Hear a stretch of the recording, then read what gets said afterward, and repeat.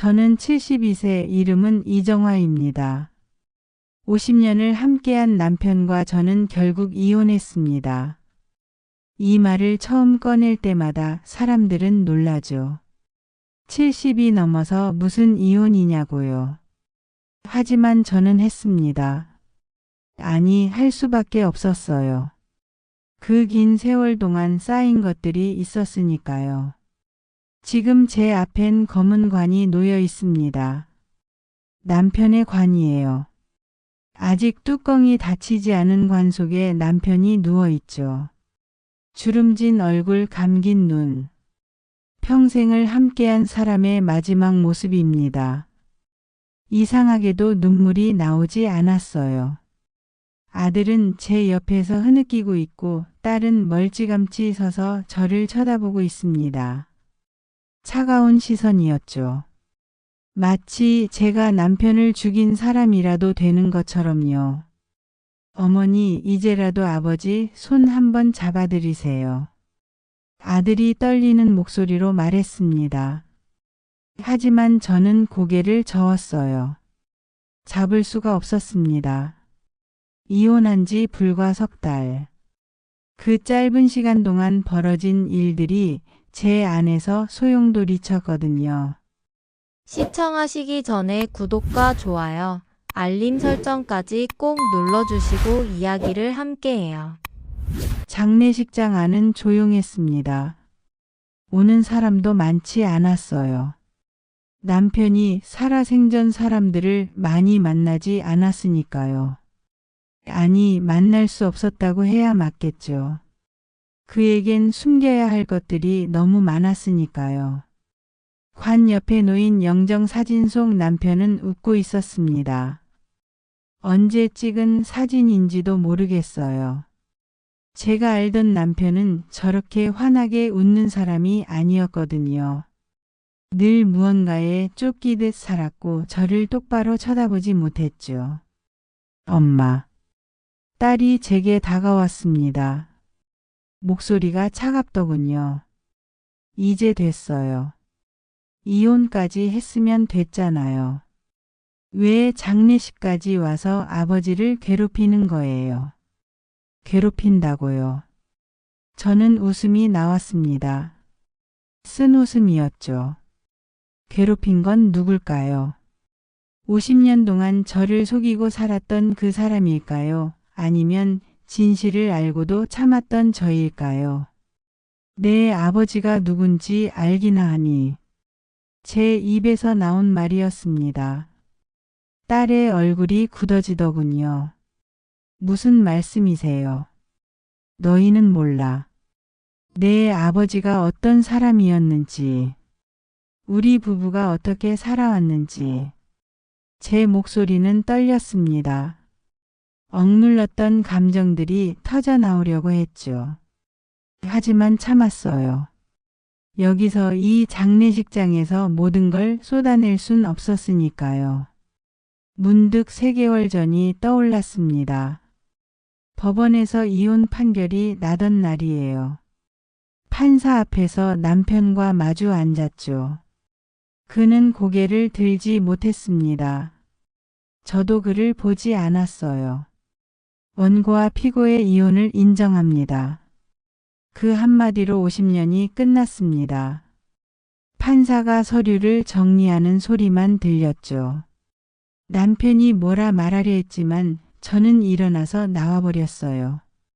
더 이상 들을 게 없었거든요. 그리고 바로 그날 밤 남편은 쓰러졌습니다. 뇌출혈이었죠. 아들에게서 전화가 왔을 때 저는 멍하니 앉아 있었어요. 가야 할까 말아야 할까. 이혼한 사이인데 가는 게 맞을까.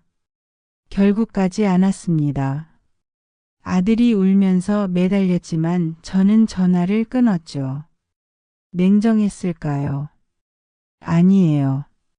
저도 울었습니다. 하지만 갈 수가 없었어요. 남편을 보는 순간 제가 무너질 것 같았거든요. 석 달 동안 남편은 요양병원에서 혼자 죽어갔습니다. 아이들이 돌봐줬지만 결국 의식을 회복하지 못했죠. 그리고 어제 세상을 떠났어요. 장례식장에 온 건 의무감 때문이었습니다. 평생을 함께한 사람인데 마지막까지 외면할 순 없었거든요. 하지만 후회는 없었어요. 이혼한 건 제 선택이었고 그 선택은 옳았으니까요. 관속 남편의 얼굴을 다시 봤습니다. 평온해 보였어요. 살아생전엔 한 번도 보지 못한 표정이었죠. 그는 늘 불안해했거든요. 무언가에 쫓기는 것처럼요. 정화 씨. 뒤에서 낯선 목소리가 들렸습니다. 돌아보니 나이 지긋한 남자가 서 있더군요. 70대쯤 돼 보였어요.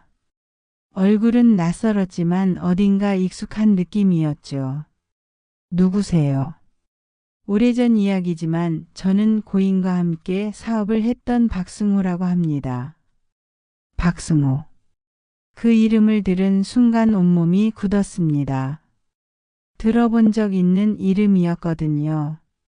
남편이 술 취했을 때 중얼거리던 그 이름이요.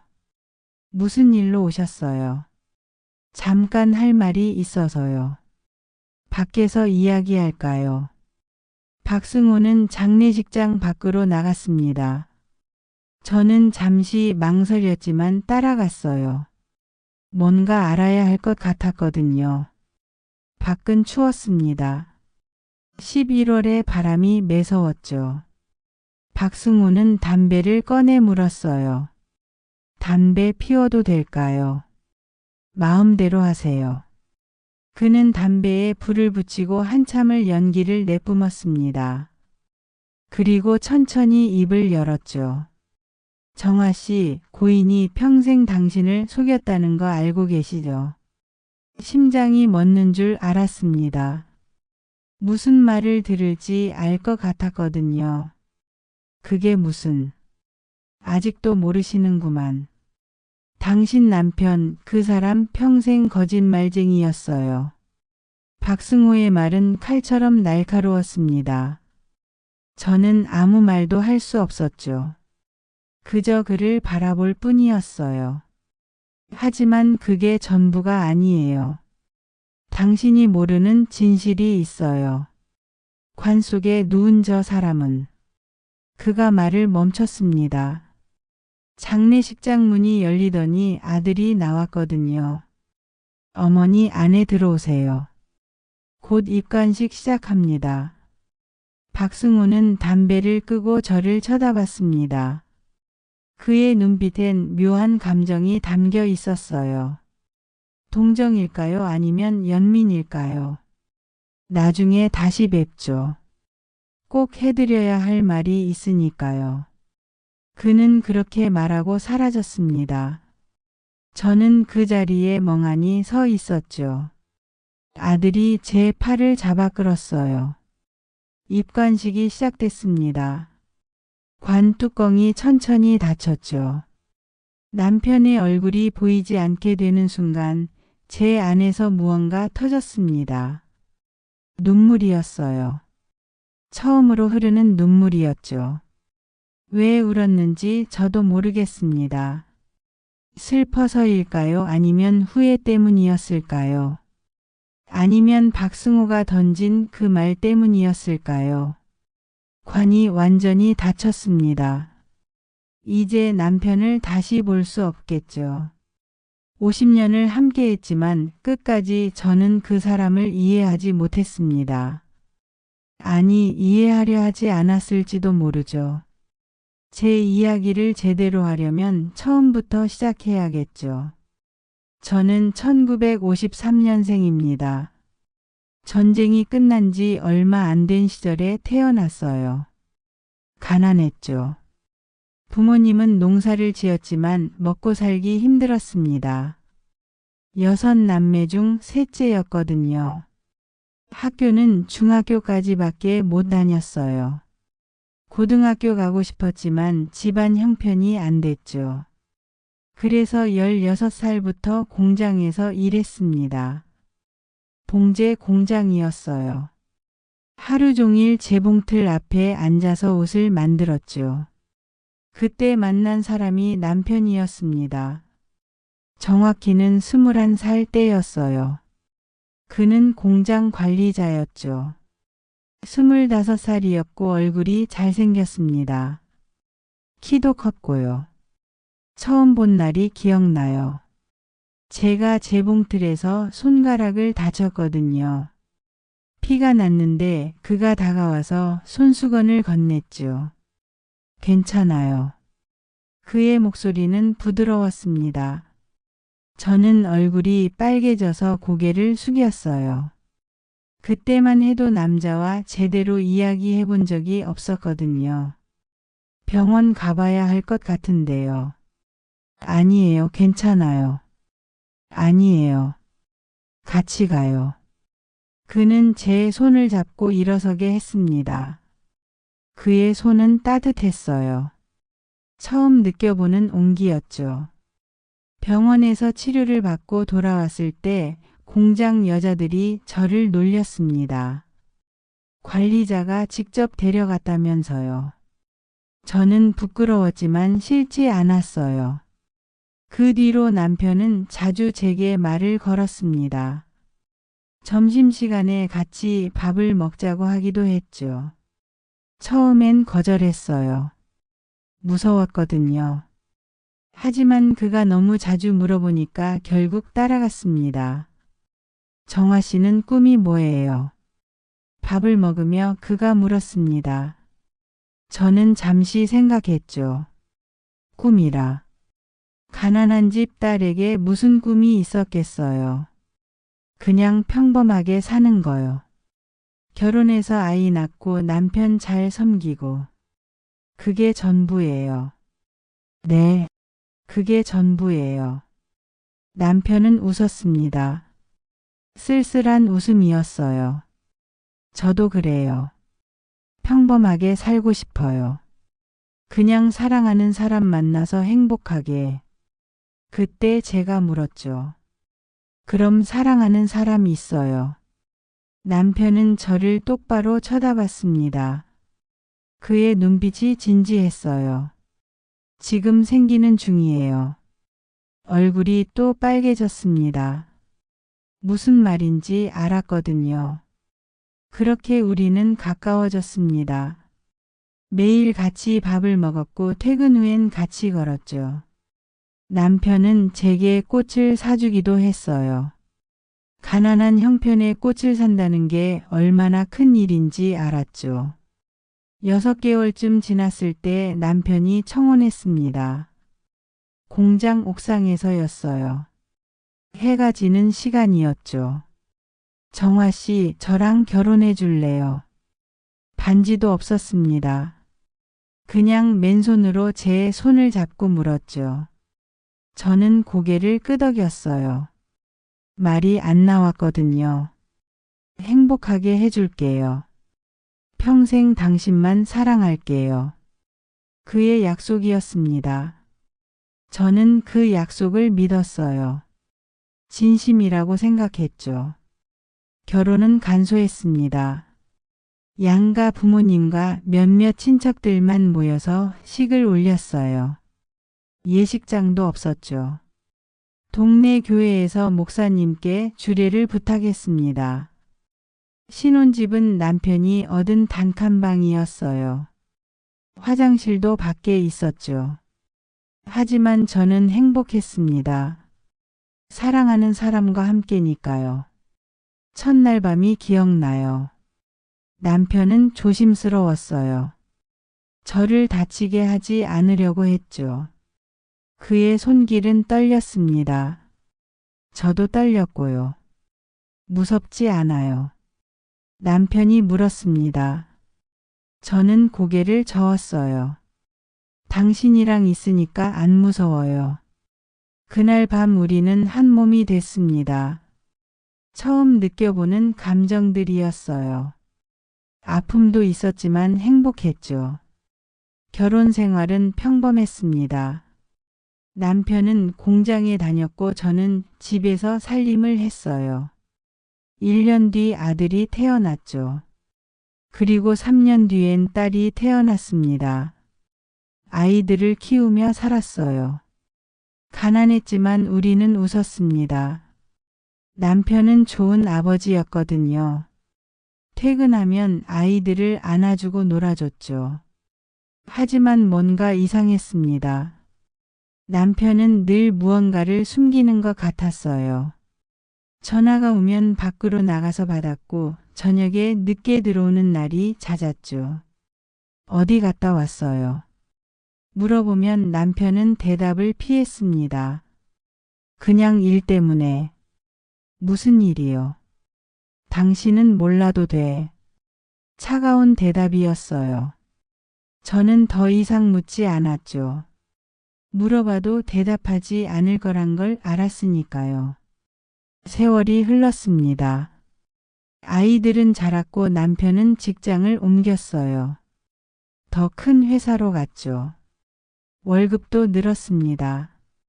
우리는 조금씩 살림이 나아졌어요. 하지만 남편과의 관계는 점점 멀어졌습니다. 그는 집에 없는 시간이 더 많아졌거든요. 주말에도 일한다며 나갔죠. 당신 혹시 다른 여자 있어요? 참다 못해 물었습니다. 결혼 15년째 되던 해였어요. 남편은 황당하다는 표정을 지었죠. 무슨 소리야? 내가 그럴 사람 같아. 그럼 왜 이렇게 늦게 들어와요? 주말에도 안 보이고. 일 때문이라니까. 당신은 왜 자꾸 의심해? 남편은 화를 냈습니다. 저도 화가 났어요. 의심할 만하잖아요. 집에도 안 들어오고 전화도 안 받고. 시끄러워. 그만해. 남편은 방문을 쾅 닫고 나가버렸습니다. 저는 혼자 남아서 울었죠. 왜 이렇게 됐을까? 사랑했는데 행복했는데. 그날 밤 남편은 새벽에 들어왔습니다. 술 냄새가 났어요. 저는 자는 척했죠. 남편은 제 옆에 누워서 중얼거렸어요. 미안해. 내가 미안해. 작은 목소리였습니다. 저는 눈을 감은 채로 들었죠. 남편의 손이 제 머리를 쓰다듬었어요. 당신을 사랑해. 정말로. 하지만 말할 수가 없어. 미안해. 무슨 말인지 이해할 수 없었습니다. 사랑한다면서 왜 말할 수 없다는 걸까요? 도대체 무엇을 숨기고 있는 걸까요? 다음 날 아침 남편은 평소처럼 출근했습니다. 아무 일도 없었던 것처럼요.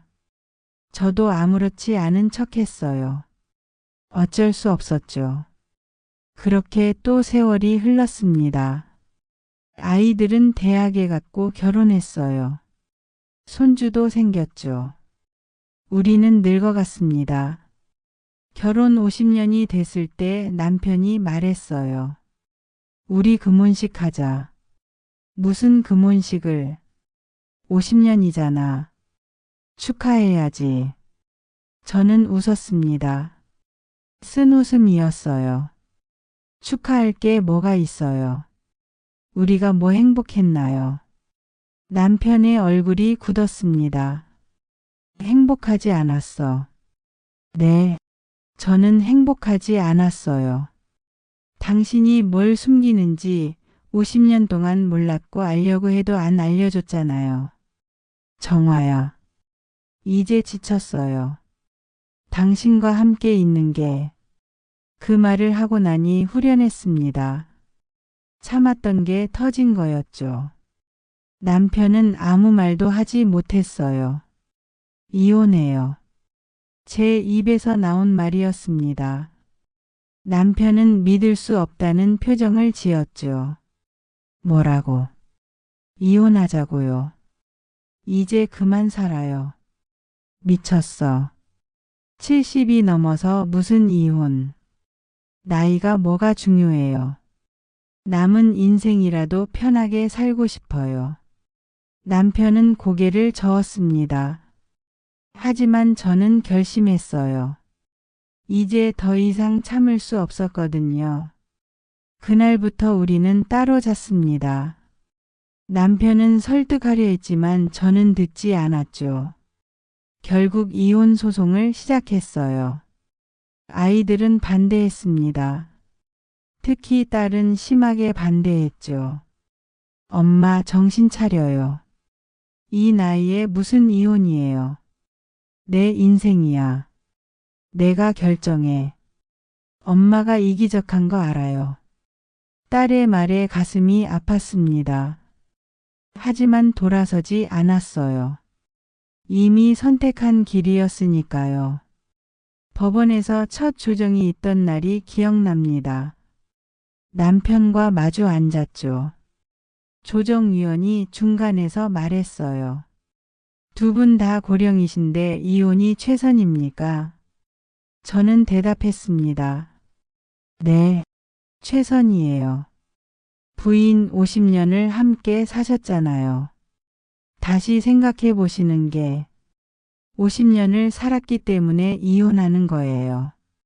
더 이상은 못 살겠어요. 조정위원은 남편을 봤죠. 남편분은 어떻게 생각하십니까? 남편은 한참을 침묵했습니다. 그리고 천천히 입을 열었어요.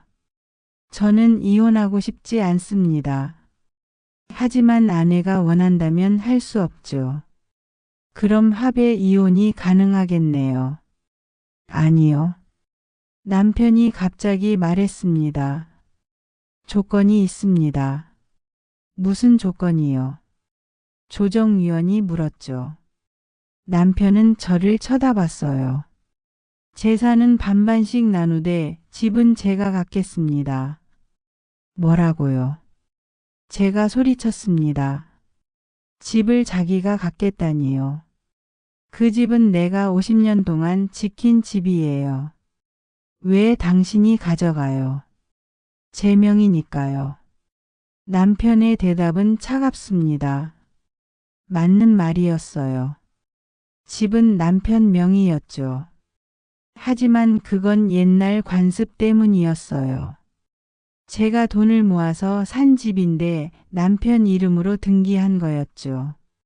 안 돼요. 그 집은 내 거예요. 법적으론 제 겁니다. 조정은 결렬됐습니다. 결국 재판으로 가게 됐죠. 집으로 돌아오는 길에 남편이 말했어요.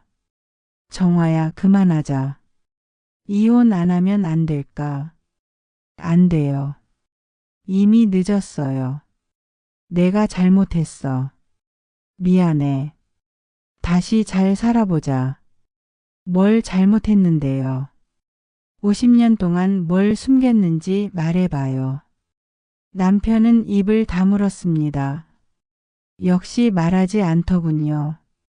봐요. 아직도 말 안 하잖아요. 그러면서 무슨 다시 잘 살자는 거예요. 말할 수 없어. 정말 말할 수가 없단 말이야. 남편의 목소리가 떨렸습니다. 처음 보는 모습이었어요. 하지만 저는 돌아섰죠. 재판이 시작됐습니다. 변호사를 선임했어요. 남편도 변호사를 뒀죠. 법정에서 만난 남편은 낯설었습니다. 차갑고 무표정했어요. 재판장 앞에서 우리는 서로를 공격했죠. 제 변호사가 말했습니다. 원고는 50년 동안 헌신적으로 가정을 지켰습니다. 피고는 원고를 무시하고 외도 의혹도 있었습니다. 남편 변호사가 반박했어요. 외도 증거가 있습니까? 단순한 의심일 뿐입니다. 피고는 자주 늦게 귀가했고 행방을 알 수 없는 시간이 많았습니다. 그건 업무 때문입니다. 재판은 길어졌습니다. 몇 달 동안 계속됐죠. 그 과정에서 저는 남편에 대해 더 많은 걸 알게 됐어요. 남편에겐 비밀 통장이 있었습니다. 제가 모르는 통장이었죠. 거기엔 꽤 큰 돈이 있었어요. 이 돈은 뭐예요? 법정에서 물었습니다.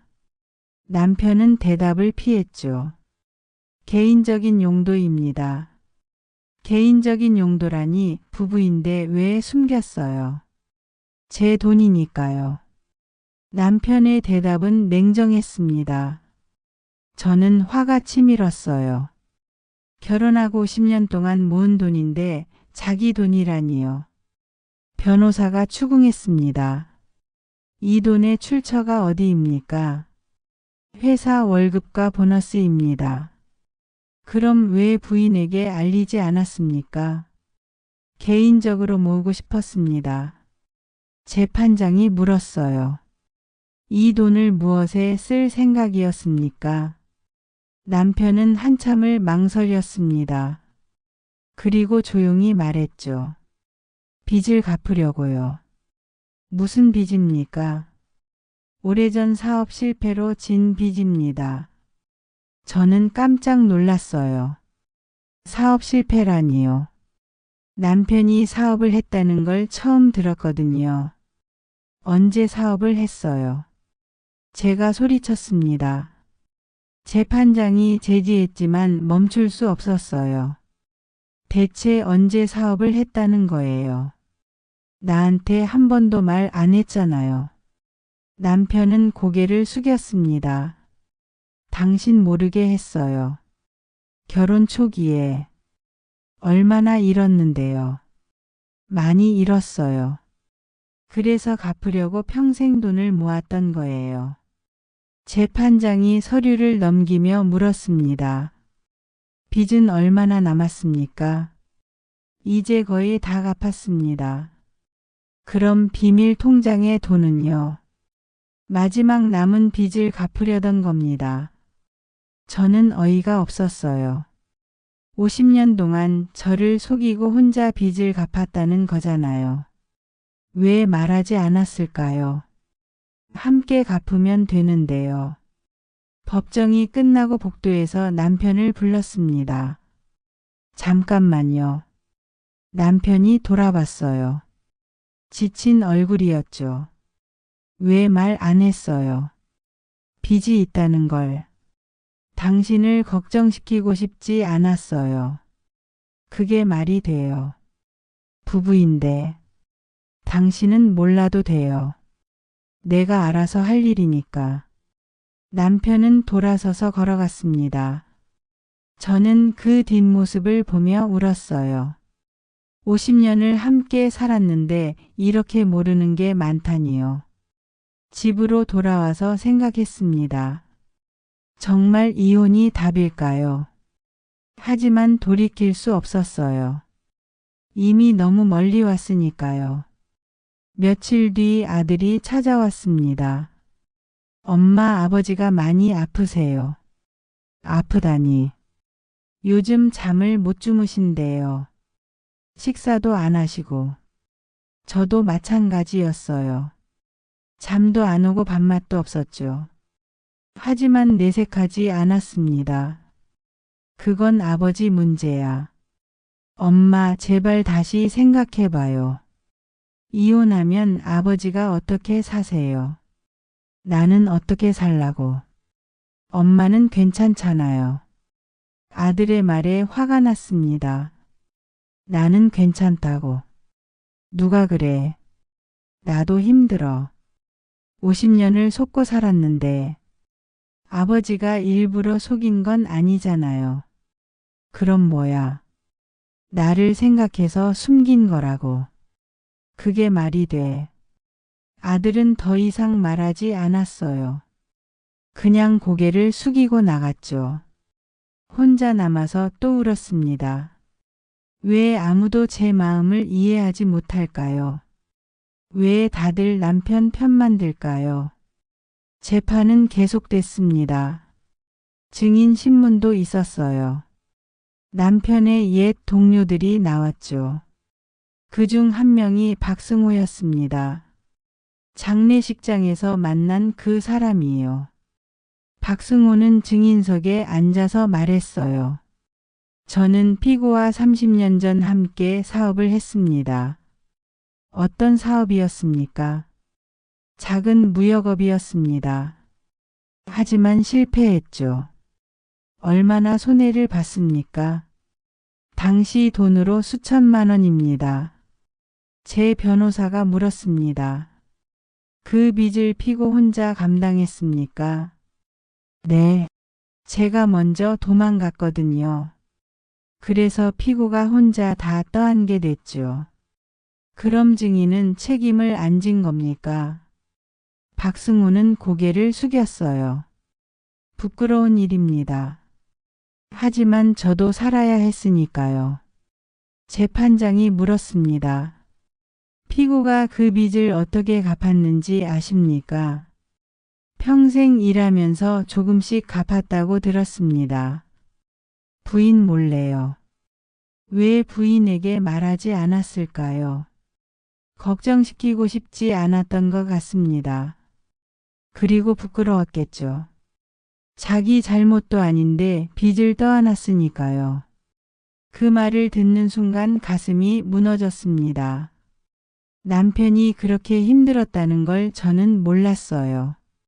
아니, 알려고 하지 않았죠. 박승호는 증언을 마치고 내려왔습니다. 저를 쳐다보더니 작게 고개를 숙였어요. 미안하다는 표시였을까요? 재판이 끝나는 날 판결이 났습니다. 원고와 피고의 이혼을 인정합니다.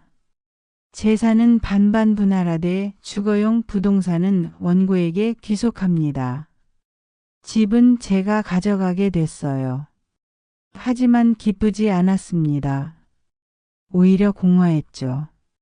법정을 나서는데 남편이 서 있었어요. 휠체어에 앉아 있더군요. 언제부터 휠체어를? 얼마 전부터요. 다리에 힘이 없어서. 남편은 웃었습니다. 쓸쓸한 웃음이었어요. 이제 끝났네요. 우리. 네, 끝났어요.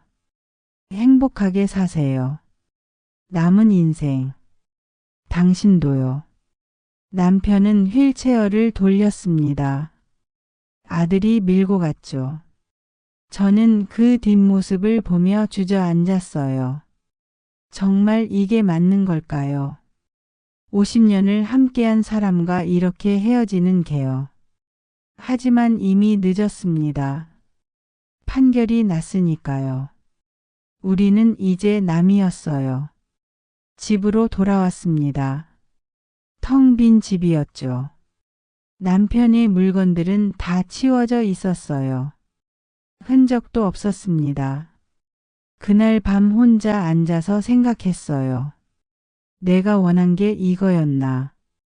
이렇게 외롭게 남는 게요. 전화벨이 울렸습니다. 아들이었어요. 엄마. 왜? 아버지가 쓰러지셨어요. 심장이 멎는 줄 알았습니다.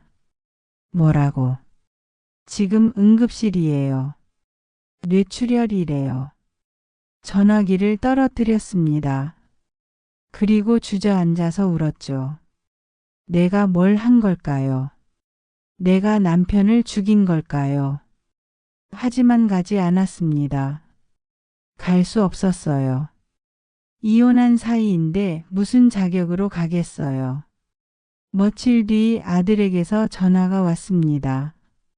아버지가 의식이 없으세요. 의사 선생님이 위독하대요. 그래. 엄마 와주세요. 제발. 나는 못 가. 왜요? 아버진데. 이혼했잖아. 나는 이제 남이야. 엄마가 정말 그렇게 냉정한 사람이었어요. 아들이 소리쳤습니다.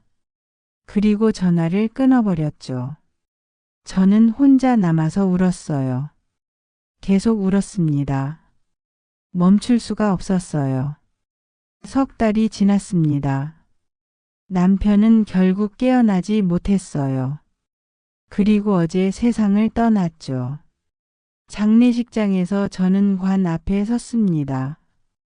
50년을 함께한 사람의 마지막 모습을 봤죠. 미안했어요. 정말 미안했습니다.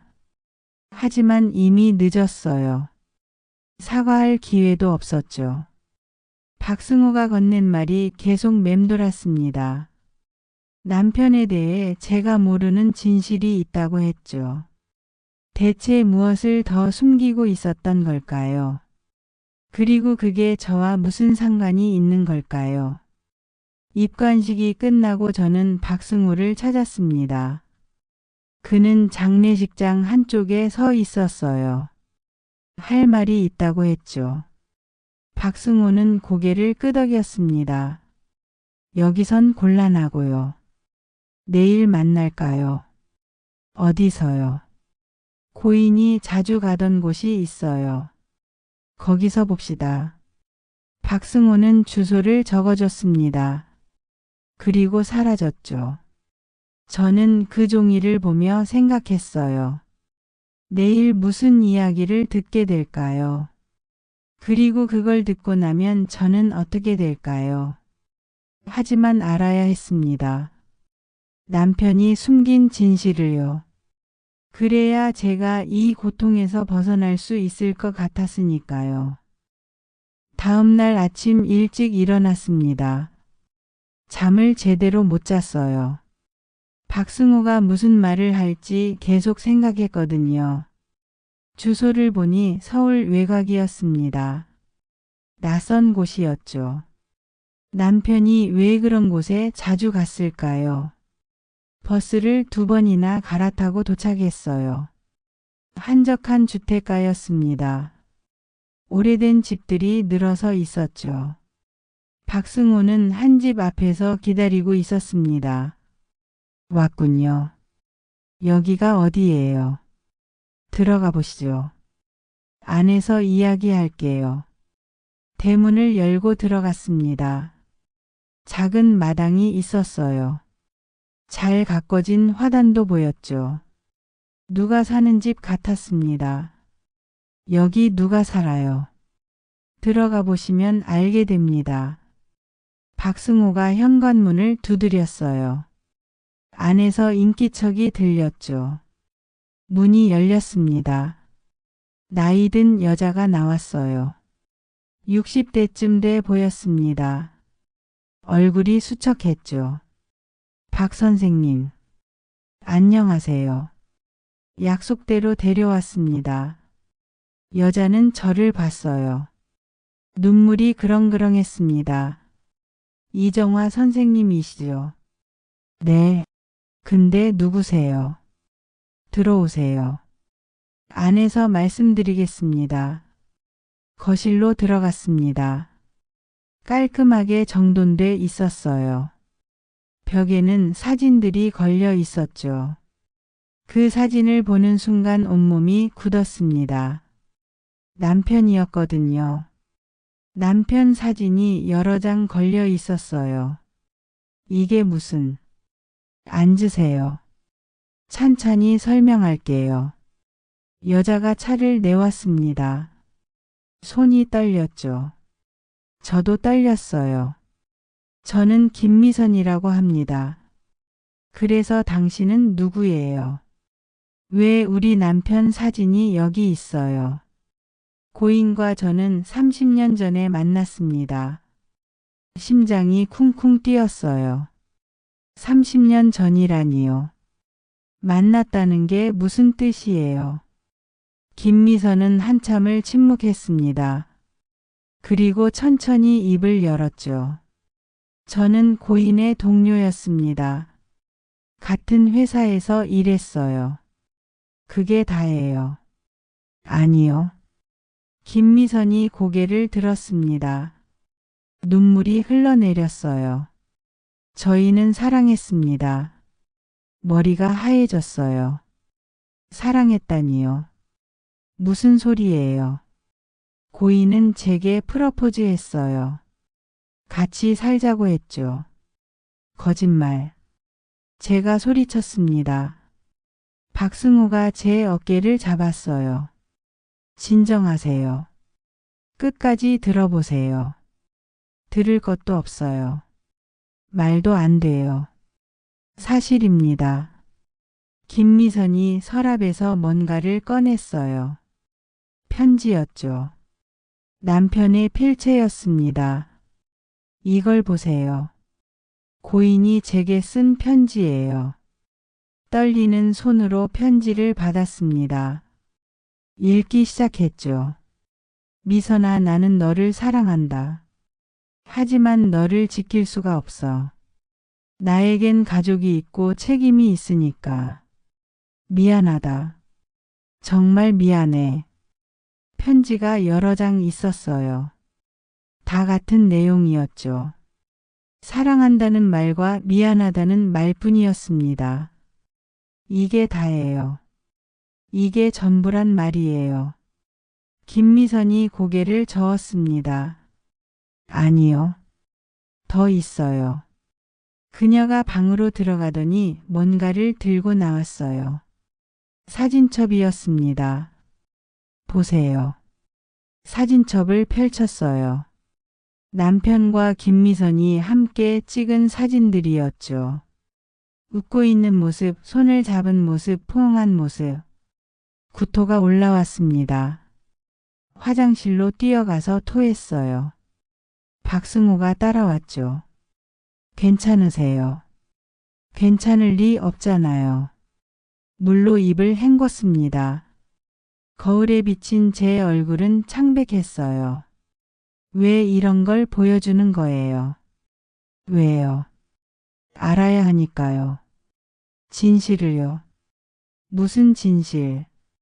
남편이 바람 피운 거 말고 또 뭐가 있어요?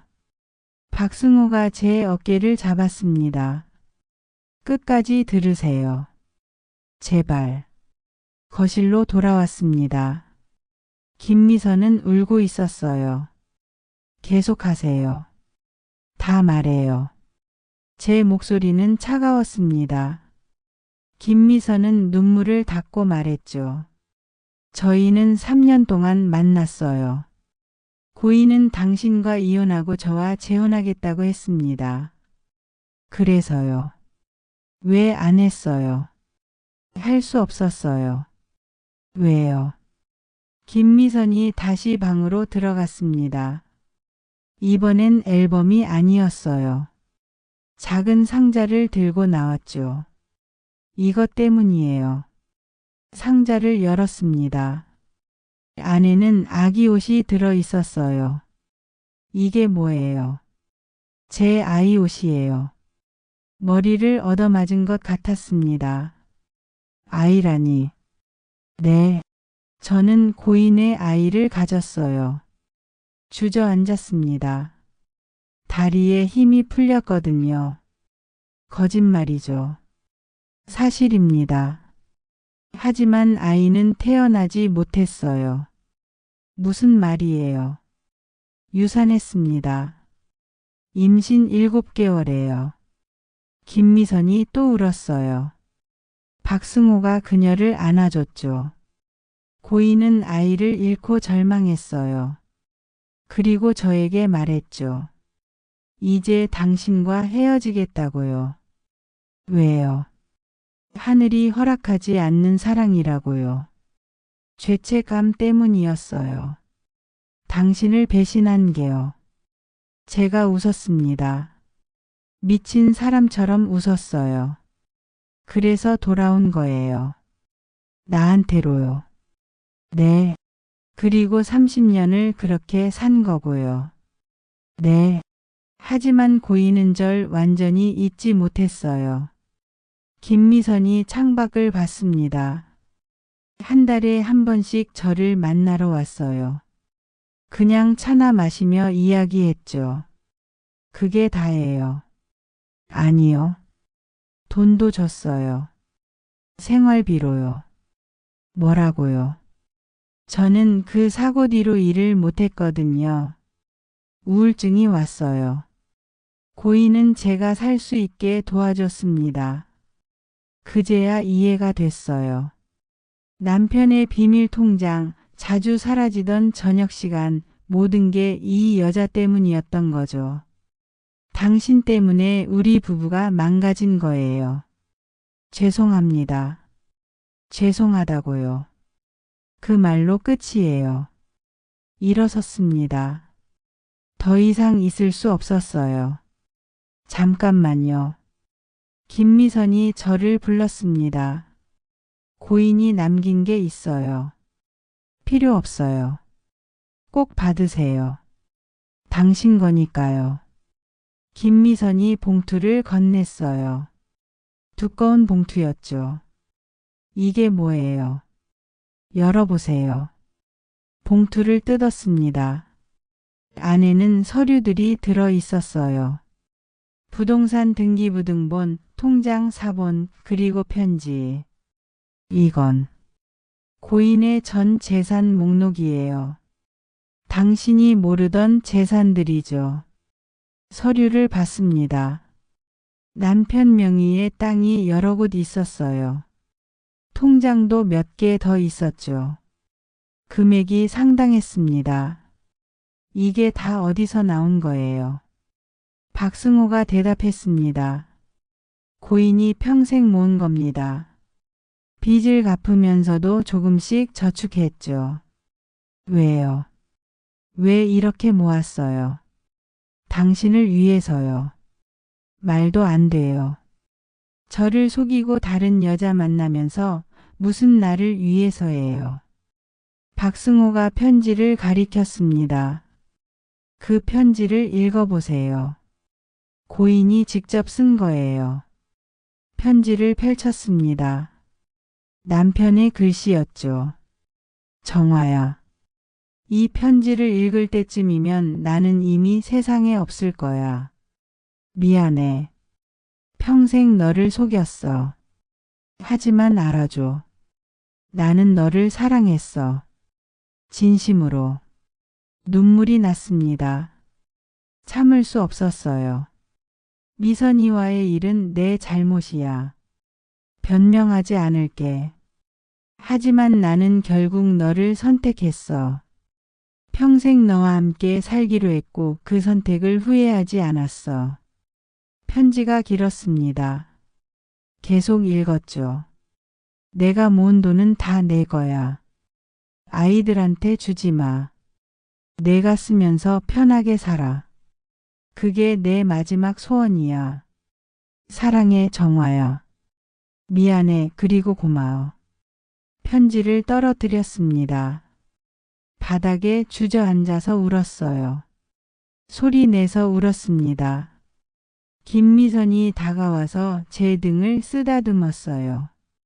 울으세요. 실컷 우세요. 왜 이러는 거예요? 당신이 나한테 왜 잘해줘요? 고인이 부탁했거든요. 당신을 꼭 지켜달라고요. 고개를 들었습니다. 김미선의 얼굴도 눈물 범벅이었어요. 저도 죄책감에 평생 살았어요. 남의 남편을 빼앗으려 했으니까요. 하지만 고인은 끝까지 당신을 선택했어요. 그래서 뭐가 달라져요? 사실은 변하지 않잖아요. 변하지 않죠. 하지만 고인의 마음은 진심이었어요. 집으로 돌아오는 길이 아득했습니다. 박승호가 택시를 태워줬지만 기억이 나지 않았어요. 집에 도착해서 봉투를 펼쳤습니다. 서류들을 하나하나 봤죠. 남편이 모은 재산이 생각보다 많았어요. 왜 이렇게 모았을까요?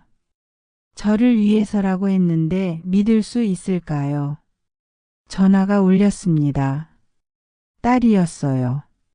엄마, 아버지 유언장 개봉식이 내일이래요. 유언장이요. 네. 변호사가 연락 왔어요.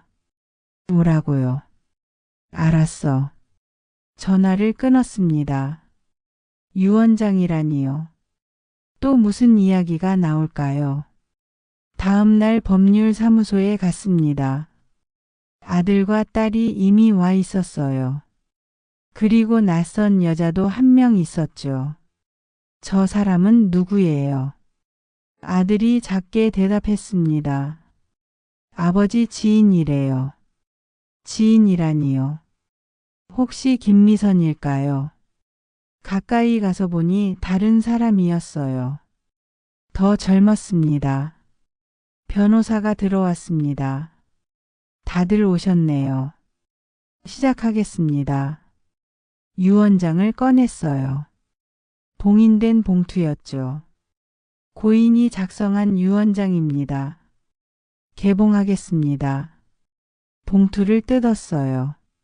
안에서 서류를 꺼냈죠. 먼저 재산 목록입니다. 변호사가 읽기 시작했어요. 집, 예금, 주식, 부동산. 생각보다 많았습니다. 이게 다예요. 제가 물었죠. 변호사가 고개를 저었어요. 아니요. 추가 재산이 더 있습니다.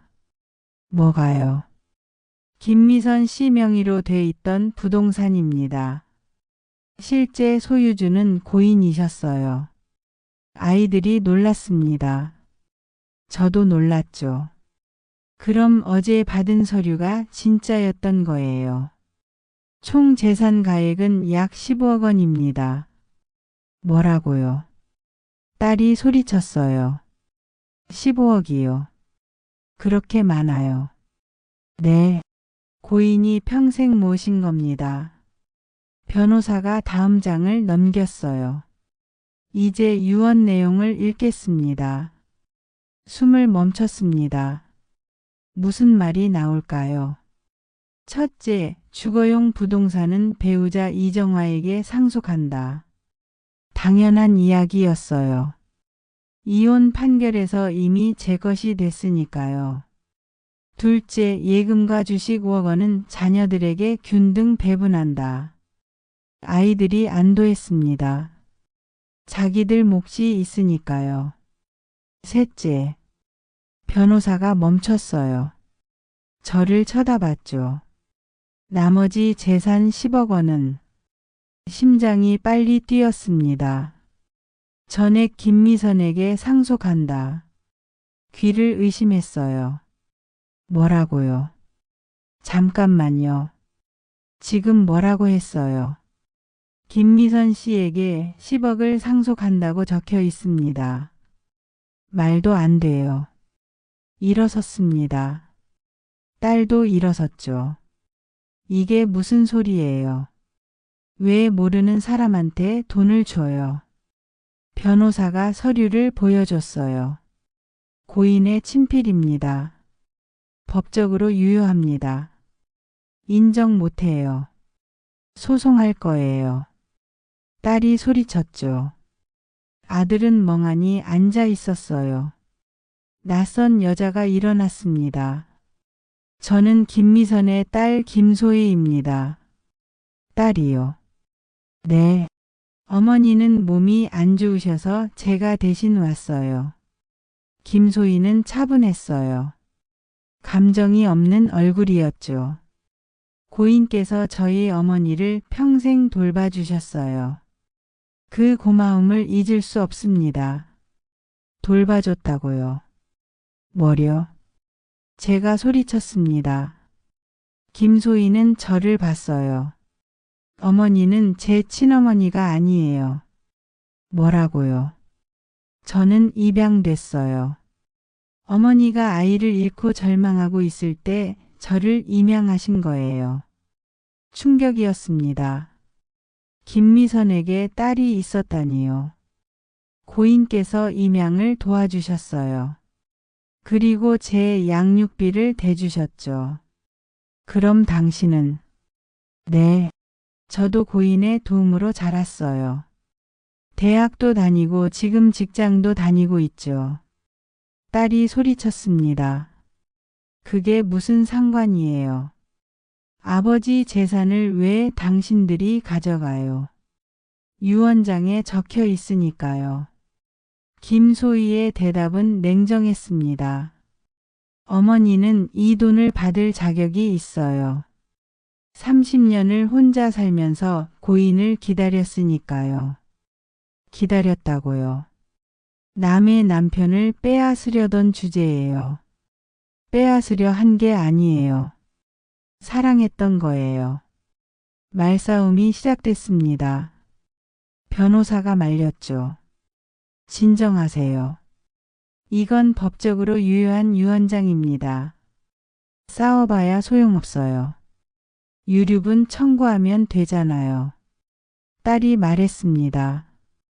변호사가 고개를 저었어요. 유류분도 이미 계산돼 있습니다. 자녀분들이 받은 5억이 유류분이에요.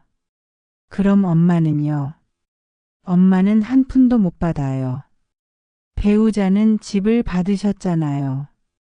시가 5억 정도 되니까 문제 없습니다. 저는 아무 말도 할 수 없었어요. 남편이 저를 배신한 거였죠. 끝까지요. 못 믿겠어요. 왜 이런 유언장을 남긴 거예요? 변호사가 봉투를 하나 더 꺼냈습니다. 고인이 배우자분께 남긴 편지가 있습니다. 편지를 건넸어요. 떨리는 손으로 받았죠. 여기서 읽으세요. 변호사가 말했습니다. 하지만 읽을 수 없었어요. 글자가 보이지 않았거든요. 집에 가서 읽을게요. 알겠습니다. 회의는 끝났습니다. 김소희는 인사도 없이 나갔어요. 딸이 제게 소리쳤죠. 엄마, 이게 말이 돼요. 아버지가 이럴 사람이에요. 모르겠어. 소송해요. 유언장 무효 소송이요. 됐어. 왜요? 지쳤어. 더 이상 싸우고 싶지 않아. 딸은 이해할 수 없다는 표정이었어요. 하지만 저는 정말 지쳤습니다. 집으로 돌아와서 편지를 펼쳤어요. 남편의 글씨였죠. 정화야. 놀랐지. 미안해. 하지만 이유가 있어. 읽기 시작했습니다. 미선이는 나 때문에 인생을 망쳤어. 아이를 잃고 일도 못하고 혼자 살았지. 내가 책임져야 했어. 눈물이 났어요. 너한테는 집을 줬어. 5억짜리 집이야. 충분히 살 수 있을 거야. 아이들한테도 5억을 줬고. 억울했습니다. 하지만 미선이에겐 아무것도 없어. 그래서 내가 평생 모은 돈을 주기로 한 거야. 이해해줘. 이해하라고요. 너를 사랑했어. 정말로. 하지만 미선이에 대한 죄책감도 컸어. 그래서 이렇게라도 갚고 싶었어. 편지를 구겼습니다. 던져버리고 싶었어요. 행복해. 제발. 남은 인생 행복하게 살아. 그게 내 마지막 부탁이야. 웃음이 나왔어요. 미친 사람처럼 웃었습니다. 행복하게 살라고요. 이렇게 배신하고요. 전화가 울렸어요. 박승호였습니다. 유언장 개봉식 어땠어요? 끔찍했어요. 그럴 줄 알았어요. 당신도 알고 있었죠. 유언장 내용을요. 네. 고인이 제게 말했거든요. 왜 미리 말 안 해줬어요? 말해봤자 달라질 게 없으니까요. 당신들은 다 똑같아요. 나만 바보로 만들고. 아니에요. 고인은 정말 전화를 끊어버렸습니다. 더 이상 듣고 싶지 않았어요. 혼자 앉아서 울었습니다. 얼마나 울었는지 모르겠어요. 밤이 됐을 때까지 울었죠. 문득 서랍이 생각났습니다. 남편의 서랍이요. 이혼하고도 치우지 않은 것들이 있었거든요. 서랍을 열었어요. 남편의 물건들이 그대로였죠. 시계, 지갑, 수첩. 수첩을 펼쳤습니다. 남편의 글씨로 메모가 빼곡했어요. 날짜들이 적혀 있었죠. 미선이 병원, 미선이 약값, 소의 학비. 그리고 마지막 페이지에 이렇게 적혀 있었어요. 정화에게 미안하다. 하지만 이게 내가 할 수 있는 전부다. 수첩을 덮었습니다. 그리고 생각했죠. 남편은 정말 저를 사랑했을까요? 아니면 죄책감 때문에 함께 산 걸까요? 알 수 없었습니다. 이제 남편은 없으니까요. 물어볼 수도 없었죠. 일주일이 지났습니다. 장례도 끝났고 유산 정리도 끝났어요. 저는 집에서 혼자 지냈죠. 아이들이 가끔 전화했지만 받지 않았어요. 아무도 만나고 싶지 않았거든요. 어느 날 초인종이 울렸습니다. 누군가 싶어서 문을 열었죠. 김소희였어요. 왜 왔어요? 드릴 게 있어서요. 필요 없어요. 문을 닫으려는데 김소희가 막았습니다. 제발요. 5분만 시간을 주세요.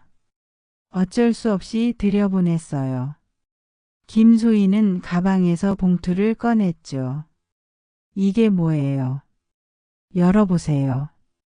봉투를 열었습니다. 돈이 들어 있었어요. 수표였죠. 5억 원이었습니다. 이건 왜요? 돌려드리는 거예요. 무슨 소리예요? 김소희가 앉았습니다. 어머니께서 유산을 받지 말라고 하셨어요. 왜요? 죄책감 때문이래요. 선생님한테 너무 미안하다고요. 웃음이 나왔어요. 지금 와서 그게 무슨 소용이에요. 저도 그렇게 생각해요. 하지만 어머니는 완고하세요. 김소희는 수표를 테이블에 놨습니다. 이건 받으세요. 그리고 나머지 5억은 저희가 갖겠어요. 왜 반만 주는 거예요? 어머니께서 평생 고인의 도움으로 살았으니까요. 그 은혜를 갚아야 한다고 하세요. 은혜라니. 네. 어머니는 그렇게 생각하세요. 김소희가 일어섰습니다. 선생님, 고인은 정말 선생님을 사랑했어요. 그만해요. 그 말 듣기 싫어요. 하지만 사실이에요. 어머니한테 늘 말씀하셨대요. 정화가 제일 소중하다고요. 그럼 왜 바람을 피웠어요? 실수였대요. 어쩌다 시작된 일이었다고요. 김소희의 말을 듣고 있자니 화가 났습니다. 실수로 3년이나 만나요. 실수로 아이까지 가져요. 죄송해요. 당신이 왜 사과해요? 당신 잘못도 아닌데. 김소희는 고개를 숙였어요. 어머니 대신 사과드려요. 정말 죄송합니다. 그녀는 그렇게 말하고 나갔습니다. 저는 테이블 위에 수표를 봤죠. 5억 원. 큰 돈이었어요. 하지만 기쁘지 않았습니다. 전화가 울렸어요. 박승호였죠. 김소희가 찾아갔죠. 어떻게 알아요? 제가 보냈거든요. 왜요? 선생님이 알아야 할 게 더 있어요. 이제 됐어요. 더 이상 듣고 싶지 않아요. 마지막입니다. 제발 들어주세요. 박승호의 목소리가 절박했어요. 저는 한숨을 쉬었죠. 어디서 만날까요? 제 사무실로 오세요. 주소 보낼게요. 1시간 뒤 박승호의 사무실에 갔습니다. 작은 사무실이었어요. 무역업을 하는 곳 같았죠. 박승호가 커피를 내왔습니다. 감사합니다. 와주셔서요. 빨리 말해요. 뭘 더 알려주려고요. 박승호는 서랍에서 파일을 꺼냈어요. 두꺼운 파일이었죠. 이게 뭐예요? 고인의 빚 내역입니다. 빚이요. 다 갚았다고 했잖아요. 아니요. 아직 남았어요. 파일을 펼쳤습니다. 빚 독촉장들이 가득했어요. 이게 대체 얼마예요? 3억입니다. 뭐라고요? 고인이 돌아가시기 직전까지 갚고 있었어요. 서류를 봤습니다. 날짜가 최근이었어요. 몇 달 전까지 갚고 있었던 거죠. 왜 이런 게 남아 있어요? 이자가 계속 불었거든요. 고인이 아무리 갚아도 줄지 않았어요. 그럼 지금도요? 네. 빚은 아직 남아 있습니다. 머리가 복잡했어요. 이건 누가 갚아요? 상속인들이 갚아야죠. 그럼 나도요. 네. 선생님도 상속인이니까요. 주저앉았습니다. 빚까지 물려받는 거였죠. 왜 이제 말해요? 고인이 숨기라고 했거든요. 선생님이 알면 괴로워할까 봐요. 그래서 죽고 나서야 말하는 거예요. 죄송합니다. 박승호가 다른 서류를 꺼냈어요. 하지만 방법이 있어요. 무슨 방법이요? 고인이 남긴 생명보험이 있습니다. 생명보험이요. 네. 수령액이 3억이에요. 그럼 그걸로 빚을 갚으면 되잖아요. 그게 문제입니다. 박승호의 얼굴이 어두워졌어요. 보험금 수령인이 김미선으로 돼 있어요. 뭐라고요? 고인이 마지막까지 김미선을 챙기려 했던 거예요. 화가 치밀었습니다. 그럼 나보고 어쩌라는 거예요? 빚은 갚고 보험금은 저 여자가 가져가요. 그래서 제가 김미선을 설득했어요. 뭐라고요? 보험금을 포기하라고요. 그래야 빚을 갚을 수 있으니까요. 그래서요. 김미선이 동의했어요. 보험금을 선생님께 양도하겠다고요. 눈물이 났습니다. 분한 눈물이었어요. 왜 저한테 이런 짓을 해요? 왜 계속 괴롭혀요? 괴롭히려는 게 아닙니다. 진실을 알려드리는 거예요. 진실이요. 남편이 날 배신했다는 게 진실이에요. 아니요. 박승호가 제 손을 잡았습니다. 고인은 선생님을 지키려고 했어요. 빚도 혼자 떠안고 김미선도 혼자 챙기고요. 그게 지키는 거예요. 거짓말하고 숨기는 게요. 서툴렀어요. 고인은요. 사랑하는 방법을요. 박승호의 말에 울음이 터졌습니다. 왜 말하지 않았어요? 왜 혼자 알았어요? 자존심 때문이었을 거예요. 실패한 남편이라는 걸 들키기 싫었던 거죠. 소리 내서 울었어요. 박승호는 조용히 기다려줬죠. 한참을 울고 나서 물었습니다. 보험금은 어떻게 받아요? 김미선이 양도각서를 썼어요. 이걸로 청구하시면 됩니다. 서류를 받았어요. 김미선의 서명이 있었죠. 그 사람 왜 이래요? 왜 이렇게까지 해요? 미안해서요. 선생님한테요. 남의 남편 빼앗으려던 주제예요. 사람은 변해요. 30년이면 충분히 뉘우칠 시간이죠. 집으로 돌아왔습니다. 서류들을 테이블에 놓고 봤어요. 빚 독촉장, 보험금 양도각서, 유언장, 편지들.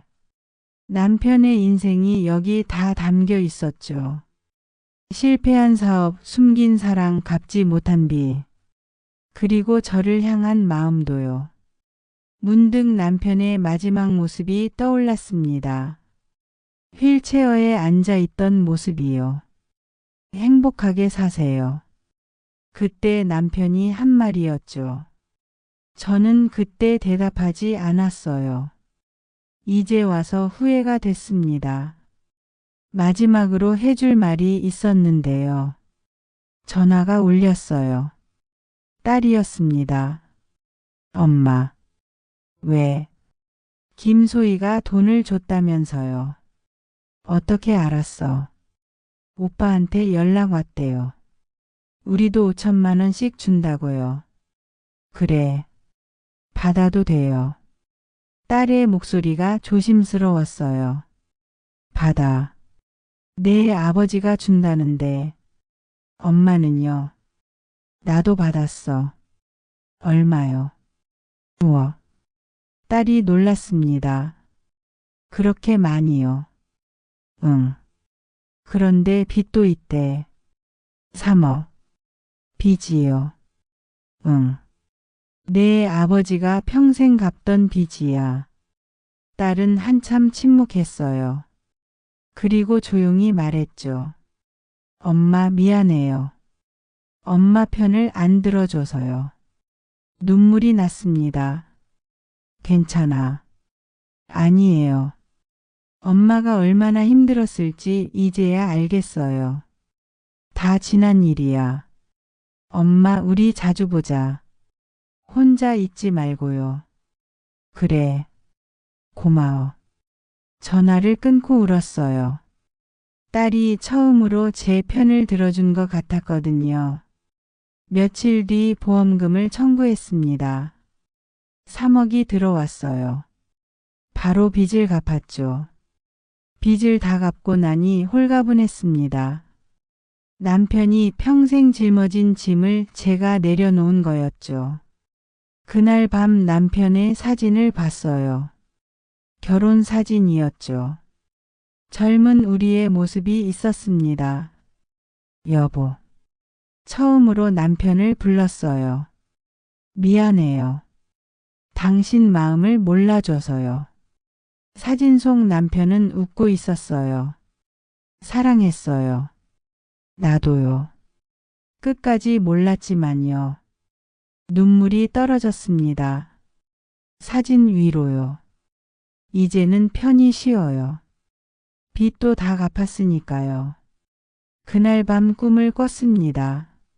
남편이 나타난 꿈이었어요. 정화야. 여보. 미안해. 그리고 고마워. 나도 미안해요. 남편이 웃었어요. 젊은 시절의 모습으로요. 행복해. 제발. 당신도요. 남편이 멀어져 갔습니다. 저는 손을 뻗었지만 닿지 않았어요. 여보 하나만 물어볼게요. 뭐든지. 날 정말 사랑했어요. 남편이 돌아봤습니다. 그리고 활짝 웃었죠. 당연하지. 평생 당신만 사랑했어. 꿈에서 깼습니다. 베개가 젖어 있었어요. 울면서 잤던 거죠. 하지만 마음은 편했습니다. 이제 남편을 이해할 것 같았거든요. 완벽하지 않았던 사랑이요. 서툴렀던 헌신을요. 그리고 끝까지 저를 지키려 했던 그 마음을요. 창밖을 봤습니다. 아침 해가 떠오르고 있었어요. 새로운 하루였죠. 남편 없는 하루요. 하지만 이제는 견딜 수 있을 것 같았습니다. 진실을 알았으니까요. 남편이 남긴 사랑의 흔적들을요. 여보 이제 보내줄게요. 편히 쉬어요. 작게 중얼거렸습니다. 그리고 일어나서 커튼을 활짝 열었죠. 햇살이 방 안으로 쏟아져 들어왔습니다. 따뜻했어요. 마치 남편의 마지막 포옹 같았죠. 한 달이 지났습니다. 저는 집을 정리하기 시작했어요. 남편의 물건들을 하나씩 치우면서요. 옷장을 열었죠. 남편의 옷들이 그대로 걸려 있었어요. 하나씩 꺼내서 박스에 넣었습니다. 서랍을 열었을 때 낡은 수첩이 하나 더 나왔어요. 처음 보는 거였죠. 펼쳐봤습니다. 일기였어요. 남편의 일기장이었죠. 첫 페이지를 봤습니다. 1975년 3월 5일. 오늘 정아와 결혼했다. 세상에서 가장 행복한 날이다. 눈물이 났어요. 계속 읽었습니다. 1978년 6월 12일. 아들이 태어났다. 정아가 고생했다. 미안하고 고맙다. 1981년 9월 3일. 딸이 태어났다. 우리 가족이 완성됐다. 행복하다. 행복했던 시절의 기록들이었죠. 그런데 어느 순간부터 내용이 달라졌어요. 1989년 4월 15일. 사업이 실패했다. 빚이 5천만 원이다. 정화에게 어떻게 말하지? 1989년 4월 20일. 말할 수 없다. 정화가 알면 실망할 것이다. 1989년 5월 1일. 매일 독촉 전화가 온다. 미칠 것 같다. 남편의 고통이 고스란히 적혀 있었어요.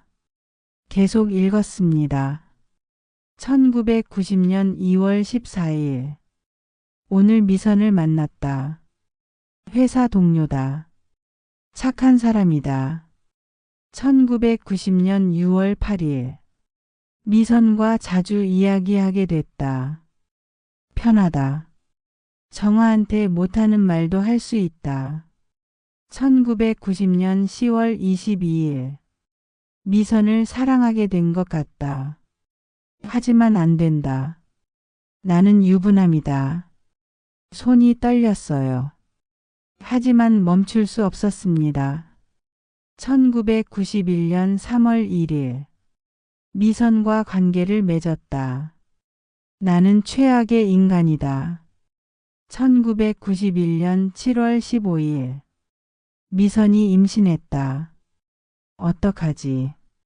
정화한테 뭐라고 말하지? 1991년 12월 3일. 미선이 아이를 잃었다. 내 잘못이다. 모두 내 잘못이다. 1992년 1월 10일. 미선과 헤어졌다. 하지만 책임은 져야 한다. 평생 그녀를 돌봐주기로 했다. 가슴이 찢어지는 것 같았어요. 남편의 마음이 그대로 느껴졌거든요. 1992년 3월 20일. 정화에게 미안하다. 하지만 말할 수 없다. 차라리 모르는 게 나을 것이다. 1995년 8월 5일. 빚을 반쯤 갚았다. 정화는 아직 모른다. 계속 숨길 것이다. 2000년 6월 30일. 소희를 처음 봤다. 미선이 입양한 아이다. 귀엽다. 내 딸 같다. 2005년 9월 12일. 소희 대학 등록금을 보냈다. 미선이 고마워한다. 하지만 내가 해야 할 일이다. 일기는 계속됐어요. 수십 년간의 기록이었죠. 2015년 4월 3일. 정화가 나를 의심한다. 당연하다. 나는 거짓말쟁이니까. 2018년 11월 27일. 정화와 싸웠다. 이혼하자고 한다. 나는 무엇을 해야 하나. 2020년 3월 15일. 빚이 아직 3억 남았다. 이자가 계속 불어난다. 평생 갚아도 끝나지 않을 것 같다. 마지막 페이지였어요. 2024년 7월 1일. 정화와 이혼했다. 50년이 끝났다. 나는 실패한 남편이었다. 하지만 정화를 사랑했다. 이것만은 진실이다. 미안하고 사랑한다. 정화야. 일기장을 덮었습니다. 눈물이 멈추지 않았어요. 남편도 힘들었던 거예요. 저만큼이나요. 아니, 저보다 더 힘들었을지도 모르죠. 전화가 울렸습니다. 김미선이었어요. 여보세요. 정화 선생님, 저예요. 무슨 일이세요? 만날 수 있을까요? 드릴 말씀이 있어서요. 뭔데요? 전화로는 어렵고요. 제가 찾아가도 될까요? 잠시 망설였습니다. 하지만 만나야 할 것 같았어요. 좋아요. 오세요. 1시간 뒤 김미선이 왔습니다. 많이 야윈 얼굴이었어요. 들어오세요. 거실로 안내했죠.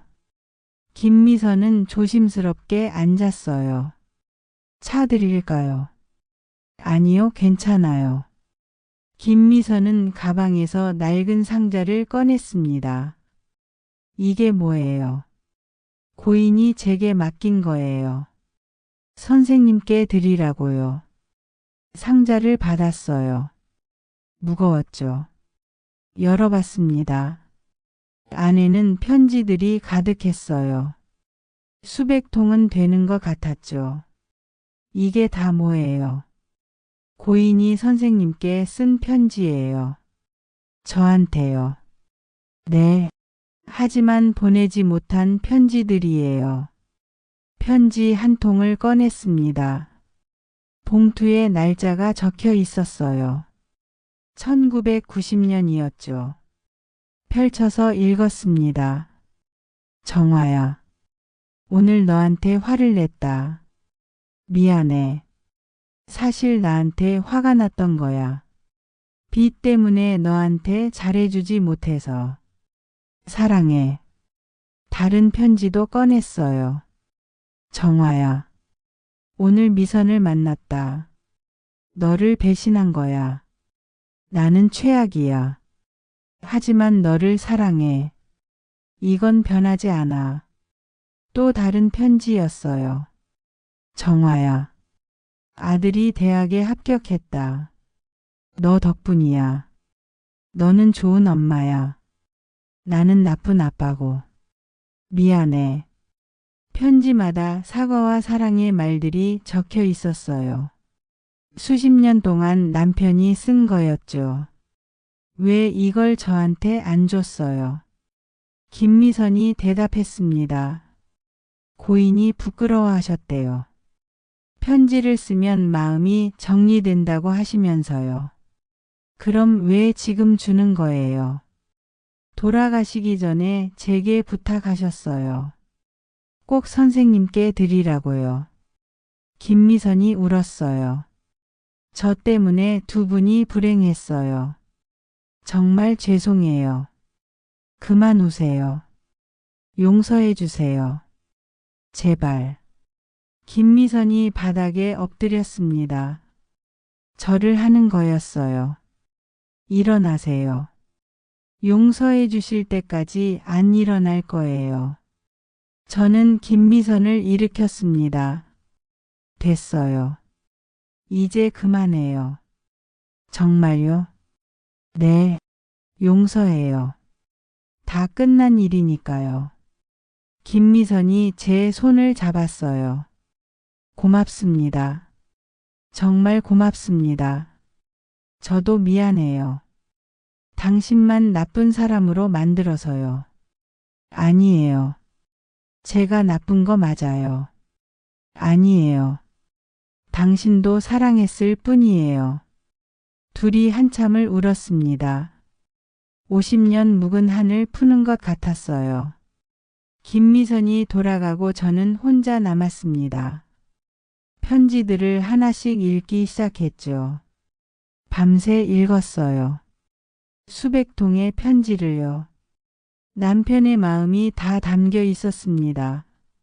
사랑, 미안함, 후회, 그리움. 마지막 편지는 이혼하기 직전에 쓴 거였어요. 정화야. 너는 이혼하고 싶다고 했지. 나도 이제 놓아줄게. 50년 동안 붙잡아서 미안해. 행복해. 정말 행복하게 살아.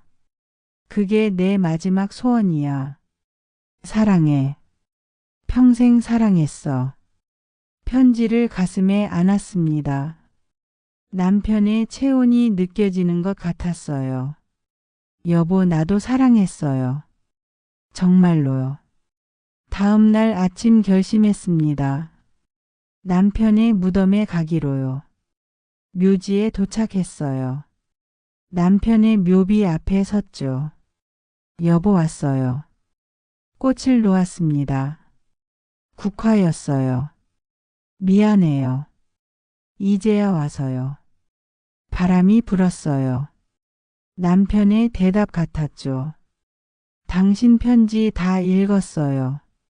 수백 통이나 쓰다니 손 안 아팠어요. 웃음이 나왔습니다. 바보같이. 쓰지 말고 그냥 말하지 그랬어요. 눈물이 났어요. 나도 말할 걸 그랬어요. 사랑한다고. 미안하다고. 묘비를 쓰다듬었습니다. 이제 알았어요. 당신이 날 얼마나 사랑했는지. 서툴렀지만 최선이었다는 것도요. 용서해요. 다 용서해요. 그러니까 당신도 이제 편히 쉬어요. 한참을 묘 앞에 앉아 있었습니다.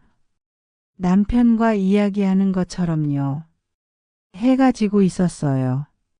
일어서야 할 시간이었죠. 다음에 또 올게요. 자주 올게요. 묘지를 나서는데 뒤에서 목소리가 들렸어요. 어머니. 돌아보니 딸이었습니다. 아들도 함께였죠. 너희는 왜? 어머니 올 줄 알았어요. 딸이 다가와서 제 손을 잡았습니다. 같이 가요. 집에요. 응. 셋이 함께 묘지를 나왔어요. 딸이 제 팔을 붙잡았죠. 엄마 많이 힘들었죠. 이젠 괜찮아. 정말요? 응. 이제 다 이해했어. 내 아버지를요. 아들이 물었습니다. 아버지가 어떤 사람이었어요? 서툰 사람이었어. 사랑하는 법도 모르고 솔직하지도 못했지. 그래도요. 그래도 최선을 다한 사람이었어. 우리를 지키려고요. 차에 탔습니다. 아들이 운전했어요. 창밖을 보며 생각했죠. 이제 새로운 시작이에요. 남편 없는 인생이요. 하지만 두렵지 않았습니다. 남편의 사랑을 알았으니까요. 그 사랑이 저를 지켜줄 거예요. 앞으로도요. 그로부터 6개월이 지났습니다. 저는 작은 카페를 열었어요. 평생 하고 싶었던 일이었죠. 남편이 남긴 돈으로요. 카페 이름은 정화네였습니다. 간단했죠. 딸이 도와줬어요. 인테리어도 하고 메뉴도 만들고요. 아들은 가끔 와서 손님들 상대해줬죠. 오픈한 지 한 달쯤 됐을 때 김미선이 찾아왔습니다. 어서 오세요. 와, 카페 예쁘네요. 고마워요. 앉으세요. 김미선에게 커피를 내왔어요. 직접 내린 거였죠. 맛있어요. 다행이네요. 선생님 행복해 보여요. 그래요. 요즘 괜찮아요. 김미선도 웃었습니다. 다행이에요. 제가 얼마나 걱정했는지 몰라요. 당신은 어때요? 저도 괜찮아요. 소희가 잘 챙겨주거든요. 소희는 잘 지내나요? 네. 회사에서 승진했대요. 잘 됐네요. 둘이 한참을 이야기했어요. 남편 이야기도 하고 앞으로 이야기도 하고요. 선생님. 네. 가끔 여기 와도 될까요? 그럼요. 자주 오세요. 고마워요. 김미선은 그날 이후로 일주일에 한 번씩 왔어요. 단골이 된 거죠. 어느 날 박승우도 왔습니다. 안녕하세요. 박 선생님. 어서 오세요. 카페 장사 잘 되나 봐요. 그럭저럭요. 박승우에게도 커피를 내줬죠. 선생님, 잘 사시는 것 같아서 기뻐요. 덕분이에요. 다 알려주셔서요. 고인 뜻이었어요. 전 그냥 전달만 했죠. 그래도 고마워요. 박승우는 잠시 망설이더니 말했어요. 사실 오늘 온 이유가 있어요. 뭔데요? 고인 친구 몇 명이 모임을 만들었거든요.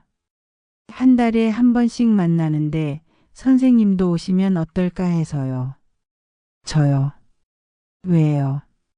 고인 이야기도 하고 서로 안부도 물어보고요. 좋은 사람들이에요. 생각해 봤습니다. 남편의 친구들이라면 괜찮을 것 같았어요. 좋아요. 가볼게요. 다음 주 토요일이에요. 문자 드릴게요. 다음 주 토요일 모임에 갔습니다. 7명 정도 모였어요. 다 나이 지긋한 분들이었죠. 안녕하세요. 이정화입니다. 아, 정화 씨. 고인 이야기 많이 들었어요. 반갑습니다. 자리에 앉았어요. 사람들이 차례로 자기소개를 했죠. 저는 고인과 30년 지기예요. 함께 사업도 했고요.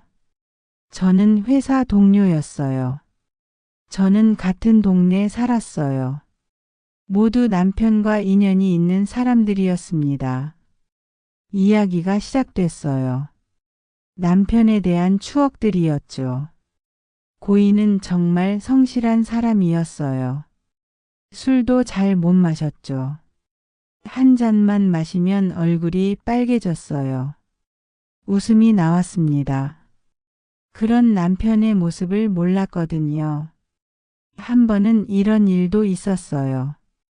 한 분이 말했습니다. 고인이 정화 씨 이야기를 하는데 눈이 반짝반짝 빛나더라고요. 얼마나 사랑하는지 알 수 있었어요. 가슴이 뭉클했어요. 정말요? 네. 고인은 늘 자랑했어요.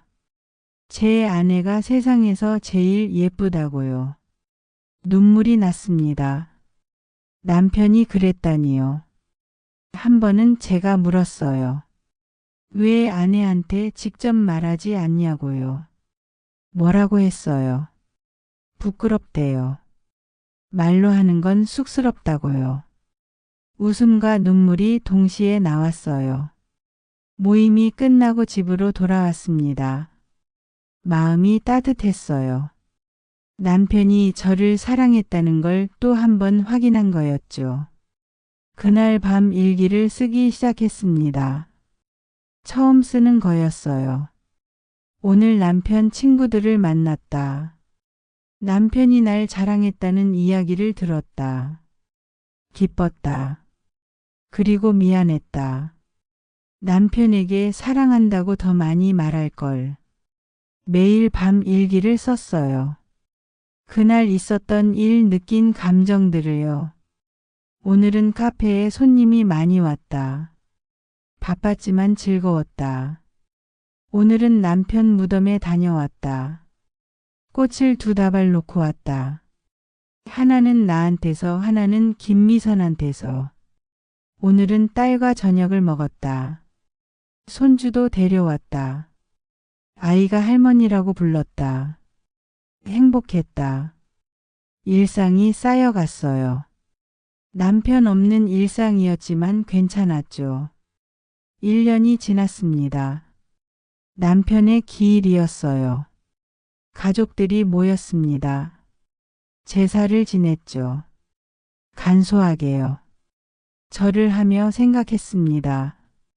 남편이 저를 보고 있을까요?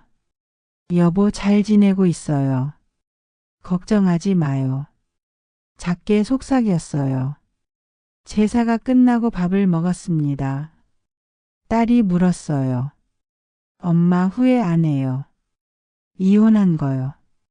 후회하지. 정말요? 응. 많이 후회해. 왜 그때 더 이해하지 못했을까? 왜 더 사랑한다고 말하지 않았을까? 그래도 어쩔 수 없었잖아요. 그래. 어쩔 수 없었지. 그때는 몰랐으니까.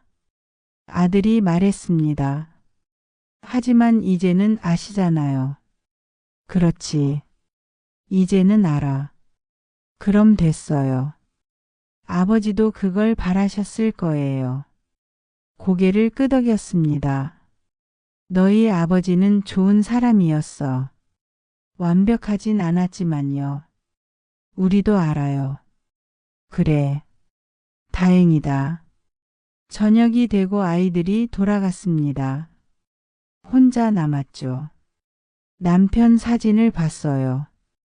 영정 사진이었죠. 여보, 우리 참 많이 싸웠죠.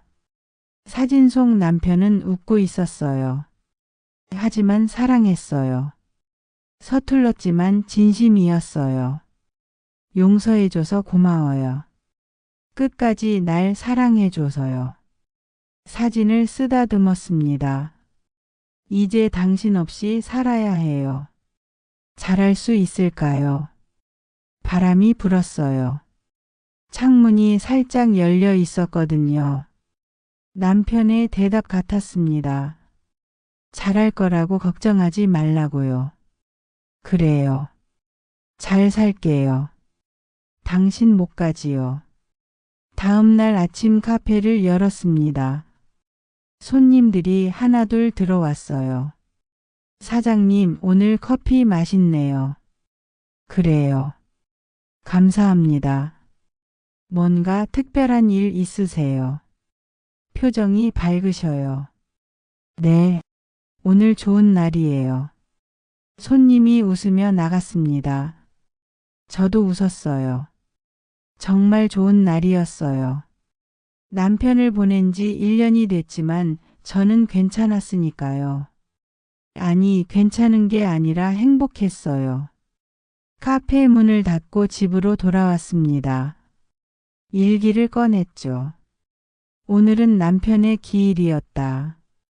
1년이 지났다. 빠르기도 하고 느리기도 했다. 남편 없는 삶에 익숙해졌다. 슬프지만 사실이다. 하지만 남편은 여전히 내 곁에 있다. 마음속에, 기억 속에. 남편이 남긴 사랑으로 나는 살아간다. 그것으로 충분하다. 펜을 놓았습니다. 그리고 마지막 문장을 추가했어요. 여보, 사랑해요. 평생 사랑할게요. 안녕. 일기장을 덮었습니다. 눈물이 났지만 괜찮았어요. 이제 정말 남편을 보낼 수 있을 것 같았거든요. 창밖을 봤습니다. 별이 빛나고 있었어요. 여보, 저기 있어요. 별 하나를 가리켰습니다. 저 별이 당신이에요. 날 지켜봐 주는 거죠. 별이 반짝였어요. 대답하는 것 같았죠. 고마워요. 50년 동안요. 힘들었지만 행복했어요. 이제 편히 쉬어요. 나도 잘 살게요. 약속해요. 별을 보며 오래 서 있었습니다. 그리고 천천히 창문을 닫았죠. 새로운 하루가 시작될 거예요.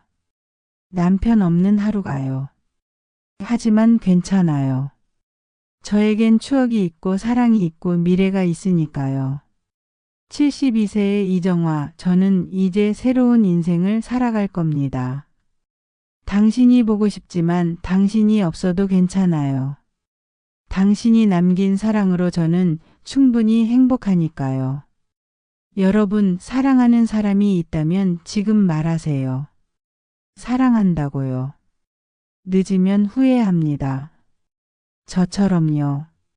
하지만 늦었다고 해도 괜찮아요. 사랑은 영원하니까요.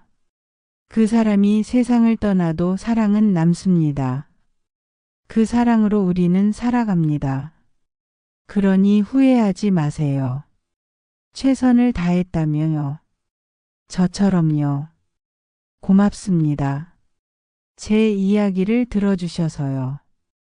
이제 저는 새로운 아침을 맞이하러 갑니다. 당신도요. 행복하세요. 여러분, 이 이야기가 만약 여러분이 주인공이라면 어떻게 하시겠습니까? 구독과 좋아요, 알림 설정으로 사람과 인연 채널과 꼭 함께 해주세요. 그리고 댓글로 여러분의 솔직한 생각을 남겨주세요. 여러분의 한 줄이 다음 이야기를 만들어 갑니다. 아참. 더보기란의 링크를 클릭하시면 놓치기 아까운 건강까지 찾아옵니다. 건강하고 행복한 하루 되세요. 함께 해주셔서 감사합니다.